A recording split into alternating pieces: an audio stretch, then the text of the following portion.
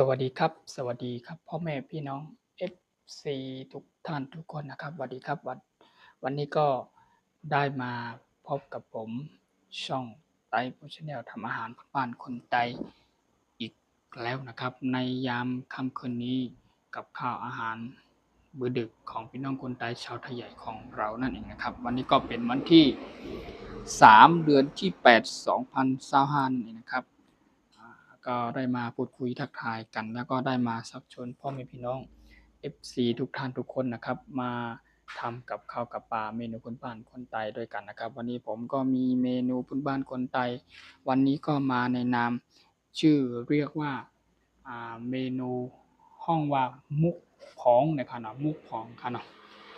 มุกผองหน้าตาเป็นจริงไหนมุกผองอันเนี้ยเอาที่มาย่ำหรือมาซานะครับเนาะอ่า วัตถุดิบที่จะต้องใส่มีหยังพองเขาก็เตรียมไว้มีมะนาวเนาะมีมะเขือเทศนะครับเนาะมีผักหมี่แหลงมีต้นหอมผักชีมีหมักพริกสุกนะครับเนาะพริกสุกแล้วก็กี่ที่อยากจ้าก็จะได้ก็มีกันในเที่ยงเลยครับเนาะเฮาสิใส่เกลือสมมุงชูรสอิหยังว่าไปกันเนาะผงโถเน่าเนาะมีโถลิ้นก็ได้ที่มีเมนูอีกเมนูก็เป็นปลาเฮาได้มาโขลกปลาให้เฮาได้ตำขี้ที่อยาพริกเกลือเนาะ ใส่ลงไปในโคกในหังเหตามยาวๆยาวที่ขึ้นมาโคปลาที่เอากิริยาพริกเกลือนี่ราดลงไปนะครับเนาะเป็นกับข้าวเมนูพื้นบ้านของพี่น้องคนใต้อีกชนิดหนึ่งนะครับของกินของอร่อยต้องแบบนี้นะครับสำหรับวันนี้ก็มีความสุขและดีใจครับที่ได้มาพูดคุยทักทาย FC พ่อแม่พี่น้องทุกท่านทุกคนนะครับก็เป็นกับข้าวกับปลาเมนูพื้นบ้านพี่น้องคนใต้ชาวไทยใหญ่ของเรานั่นเองนะครับก็อ่าคิดว่า FC ทุกท่านทุกคนนะครับที่ไม่ได้พูดคุยทักทายกันเป็น2-3วันรู้สึกว่าเป็นติดแล้วเนาะในยามค่ำคืนมื้อดึกนะครับก็วันนี้ก็ได้มาพูดคุยทักทายกันอบโอ้ละต่อกันได้เฮ็ดข้าวเฮ็ดผักพี่น้องคนใต้ชาวไทยใหญ่ของเฮาเนี่ยครับเนาะวันนี้ก็มีข้าวเนี่ยข้าวข้าวก็เข้มราคาเนี่ยๆข้าวเนาะข้าวที่ปลาก็กินโอ้ข้าวนึ่งข้าวอุ่นอ่าสำหรับข้าวนึ่งข้าวเหนียวอุ่นๆร้อนๆหอมแล้วก็มีทั้งน้ำเต้าส้งน้ำเต้าเย็นเต้ากัดให้กันเนาะสำหรับครับ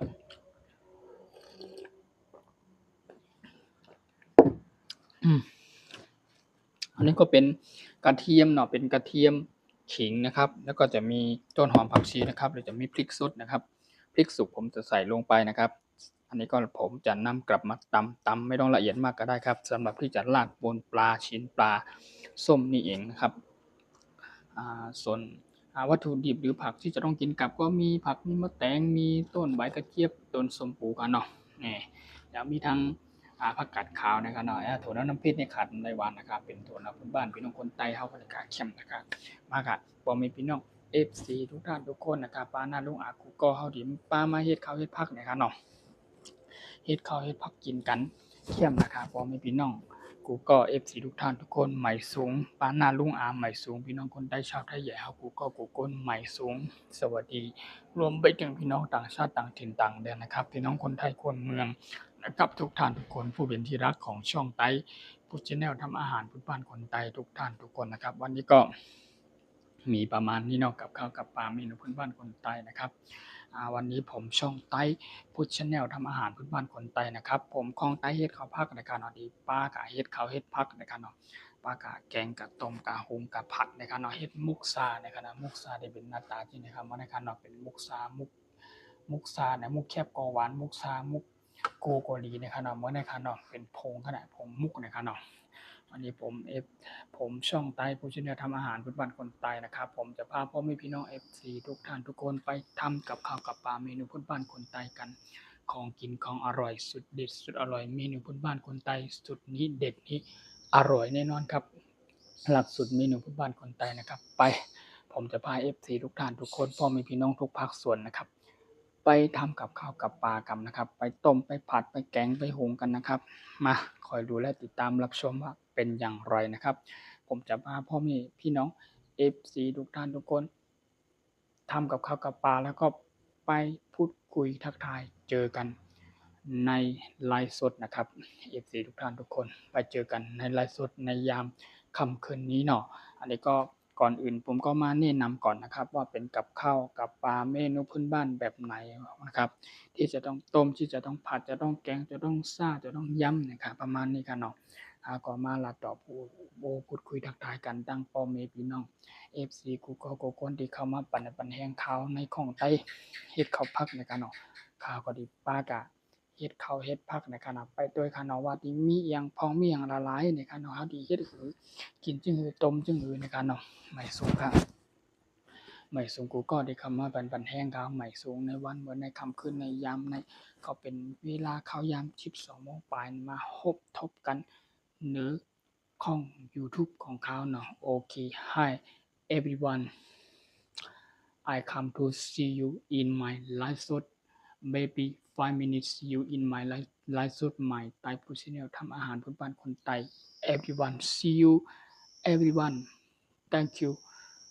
พบกันกูก็ในไลฟ์สดในของ YouTube ของข้าวกานอมข้าวที่มาไลฟ์สดเฮ็ดกับข้าวกับปลามีพื้นบ้านคนไทย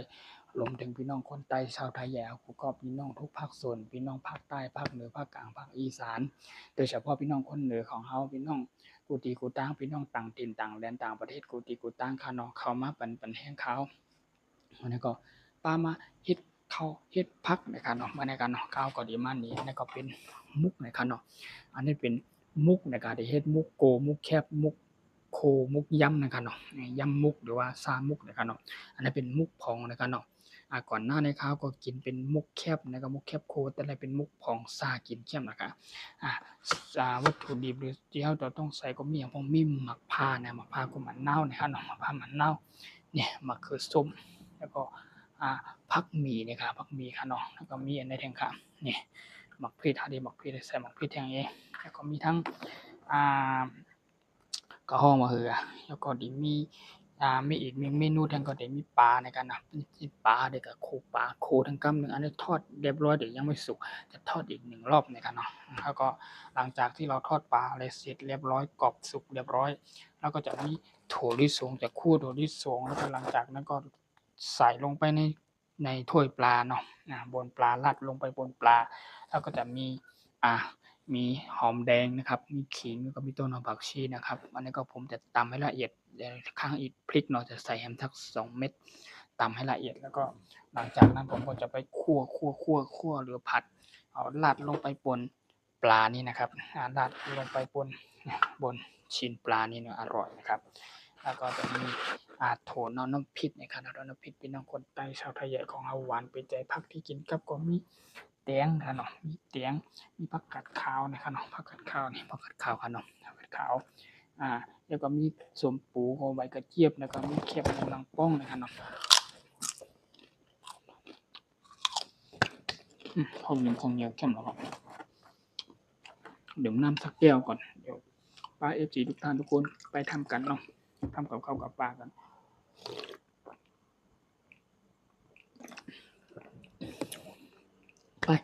ไปพูดคุยทักทายกันเจอกัน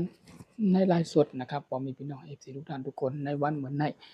ค่ำคืนในยามค่ำคืนนี้มื้อดึกนั่นเองนะครับขอบคุณมากครับสำหรับกับข้าวเมนูพื้นบ้านคนไทยวันนี้อร่อยแน่นอนเด็ดแน่นอนสุดเมนูพื้นบ้านคนไทยมากินกับข้าวกับปลาเมนูพื้นบ้านคนไทยด้วยกันเนาะพอมีพี่น้อง FC ทุกท่านทุกคนใหม่สูงกูก็กาใหม่สูงที่เข้ามาปันแห้งครับใหม่สูงครับขอบคุณมากหวานไปใจไปเจอกันในไลฟ์สดนะครับเนาะไปพบทบกันในไลฟ์สดนะครับเนาะโอเค I come to see you in my YouTube my Thai food channel ทำอาหารพื้นบ้านคนไทยไลฟ์สดนะครับไปพูดคุยทักทายกันเจอกันในไลฟ์สดของช่อง Thai food channel ทำอาหารพื้นบ้านคนไทยนะครับพ่อแม่พี่น้องทุกภาคส่วนทุกท่านทุกคนมาเจอกันคอยรู้และติดตามรับชมนะครับวันนี้มากับข้าวเมนูพื้นบ้านคนไทยสุดเด็ดสุดอร่อยหวานตี้หวานหวานไปใจครับแช่มนะครับผมมีพี่น้องผมก็มากินกับข้าวกับปลาเมนูบ้านคนไทยด้วยกันเนอสุขทานทุกคนครับพี่น้องทุกภาคส่วนนอสวัสดีครับสวัสดีใหม่สูงกาใหม่สูงพบกันในไลฟ์สดครับใหม่สูงก็ครับใหม่สูงโอเคขอบคุณมากเนาะขอบคุณมากไปเจอกันในไลฟ์สดนะครับเนาะข้าวก็เตรียมกระมังตาดีซาตาดีย่ำอันนั้นนะครับให้ยำในเนี่ยซาที่อ่างไปด้วยกำ เรียบร้อยนี่ค่ะเนาะไม่สุขะโอเคไปพบกันในไลฟ์สดค่ะน้องไม่สุขะไม่สุข